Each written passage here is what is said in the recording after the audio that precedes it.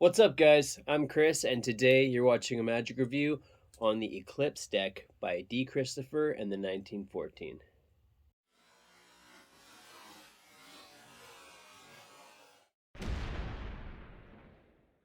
Welcome to the channel, and thanks for tuning in. Please consider subscribing. If you like this video, give it a thumbs up. Comment on any questions that you have about the product I'm reviewing or anything you'd like to see in the future. Let me know your thoughts. Also, don't forget to click that notification bell so you don't miss a video or a review. Don't forget to head over to Facebook and join the Chris Edwards Magic Secret Access group. In there, I will be posting direct links to unlisted videos that can't be found visibly on the channel or through a YouTube search or any search engine for that matter. What's going to happen with the unlisted videos is, for example, with certain wallets that don't give you a lot of information in the ad copy or in the trailer or even in the description, I'm going to show you guys where the peaks are, how they work, things like that. So it's borderline exposure in the sense that I don't want to present these publicly to lay people, but I think that if you are here, then you're likely a magician or a mentalist. There are some questions to answer to get into the group. So basically, if we know each other or we have mutual friends, certain groups in common, then it's going to be no problem. You're going to get in. But check that out because there will be a lot of unlisted videos that I think will be worth seeing.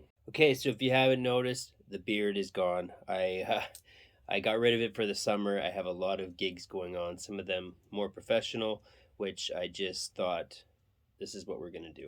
And I also have to wear masks at work still, which wasn't helping the beard. So that's a big difference, but it's still me. Next, I wanted to do a quick shout out for my buddy Gareth Whitty is his name, and he has a podcast on Spotify and other streaming applications. It's called Magician on a Shoestring. He does some reviews. He also talks about magic news. A lot of good stuff. I enjoy it, and I encourage you to check it out. So today we're looking at the Eclipse deck by D. Christopher. Now this is a full deck of 25 ESP cards, 5 of each symbol, plus 2 gaffs, or I guess 3 gaff cards, one with every symbol on the face of it, and then you have the other gaffs that allow you to do the opening routine that he goes over in the tutorial. I also should mention that these aren't a one-way deck, and while sometimes the one-way deck is nice, I actually prefer that these aren't a one-way deck, just because regardless of the orientation of the card, the marking is always going to be the same. So I would prefer to be able to read these cards at a glance, looking in the same area and not worrying about that being different depending on the orientation of the cards. So not a one-way deck, but in my opinion, that's the better option with this deck. So the price on this is $40. Now these are made out of plastic, so they're gonna last you forever. You get the packaging, like the 1914 theme. Inside you have your link to stream or download the tutorial, and then you're going to get a little black deck now, or tuck case, I guess. Now the reason that they went with just a plain black case is because they didn't want to or D didn't want it to be specific to any certain theme. So some decks have, or some tuck cases talk about the Zener or the J.B. Rhine talking about the research of psychic institution, all that stuff. This allows you to make up your own story. Mine looks glossy, and that's just because ever since the gaff lighter project where Adam talked about having an extra level of protection using packing tape, that's what I've been doing with certain things. But you can also buy refills. They come like this. You get 3 in a pack. I forget the price on those. If I didn't mention, this is $40 for the deck. I think I did. But anyway, if you don't want this glossy look, which I don't prefer it, I do prefer this, and the refills are cheap enough where if the box does get damaged, I could easily replace it, but I just chose to do this. So anyway, that's the packaging. Let's get into the cards. So inside, now these are all marked, and I'm late to the party. These are your gaff cards. So you have the one card with all of these symbols, and then I'm not going to show the other gaffs because they'll go over that in the tutorial. But then you have your 25 plastic cards. As you can see here, you can't see through them. I know with some plastic cards, you're able to see through. So if your participant looks up to the light and they can see through, well, that's kind of not good, right? So you can't see through these, which is perfect. Now, like I said, I'm late to the party. Everybody already has this deck. So is a review necessary? I don't know. But, you know, why not? Another review doesn't hurt. And I wanted to share my thoughts. So the reason that I'm kind of late to the party here, well, you also have, there's a double backer somewhere in here too, I believe. Anyway, the reason I'm late to the party is I knew how the marking system worked and I heard all the great things about it. I didn't love the back design, and that's just a personal preference. You know, I don't hate it, and I've grown to like it more. But I think just the dotted lines and I don't know, for some reason that just didn't catch my eye, so I held off. Now, having purchased these, I'm extremely happy that I did because, like everyone has said, like the ad copy has said, they do exactly as they say. So, just to confirm for myself, I had my wife hold cards up on the opposite end of the room. So there was probably a 30-foot, maybe more, distance between us, and I could instantly read the markings. Now, the nice thing is the marking system is the same on every card. And what I mean by that is you don't have to scan, it's in the same area. So it can be read from a spread, it can be read extremely quack. It can be read extremely quickly, and it's very obvious and bold to you, but to your participant, it is not at all. So, well, I guess I was just going to say that's a star, but I'm looking at the face. So here, basically it works, you know, as your ESP symbols work, 1 through 5, right? So you have a square. These aren't exactly mixed up, so I'll just pull from other places. A star again. You have a circle. You have another circle. Let's try to get a different one here. This one you have the plus or the cross, and then the wavy lines, right? It's extremely quick. Now, that's the cards, okay? So I think we'll move on to the tutorial. The tutorial on this is extremely good. You're going to get D. Christopher along with Louis Lavelle, who talks about the cards, how they work, the marking system, and then he gives you, I think D gives 4 different routines. So you're going to have a performance clip first that he does with a participant, and then they go over the explanation. And throughout the explanation, there's a lot of other ideas, subtleties. Lewis comes in and gives his thoughts, and then you're also going to get Lewis's ESP routines on top of that. So I think he has a few in there. So you're getting a ton of routines with this. You're getting a ton of information on this and plenty of ideas. Oh, and if you want to turn this deck into a small close-up or parlor show, D goes over how to set the deck up so that you can do one routine after the other without having to fumble around with things or do extra setups and whatnot. There's also some extremely deceptive routines. So there's ones where, you know, there's some matching. There's also ones where you're able to have the spectator shuffle cards under the table, place them into an envelope, and it's a completely regular envelope. It's not a window envelope or an envelope with a slit or anything like that.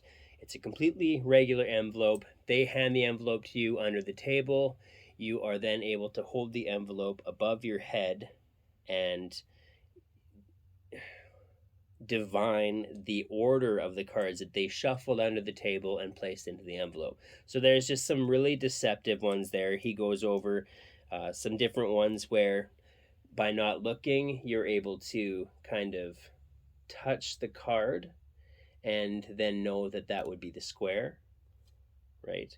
So a lot of different ways, whether it's looking at the cards or not looking at the cards by having them in an envelope, or being able to sense by touch. And then he also has a routine where your participant shuffles the cards. They take different cards and put them in different pockets and whatnot, and then you tell them this card's in this pocket, this card's in this pocket. He does a distance routine to where either your participant can sit and you move, or you sit and the participant can move to a different area. They hold up cards, and it progresses as things go on, because it starts off with them holding one card.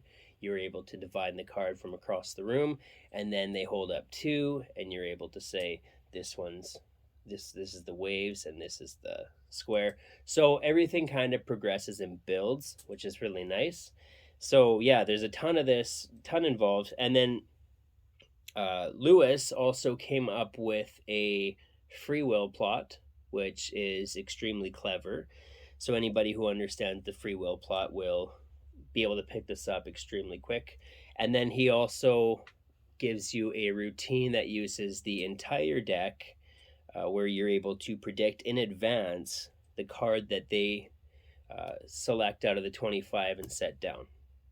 So yeah, there's so much. And then, they provide enough information and ideas to where you're going to come up with your own. And of course, if you have routines that you already enjoy doing, you're going to be able to do them with this probably better, because you can do them at a distance, and being able to look at the cards, you can tell what the cards are so quick. The quality of these and the difficulty level, they're thin cards. They handle a lot like playing cards, just a bit more slippery because they are plastic, but they're a matte plastic, so they're not shiny, and they're not overly slippery. They handle very well. You can shuffle them very well, whether you're doing an overhand shuffle or a riffle shuffle. It's all extremely easy to use. Being plastic, the quality is 100%, and then they're thick enough where, like I showed with the flashlight, you can't see through them. So the quality is A+. And then what was the other thing? The difficulty level. These are the easiest, by far, the easiest ESP cards that I have ever used.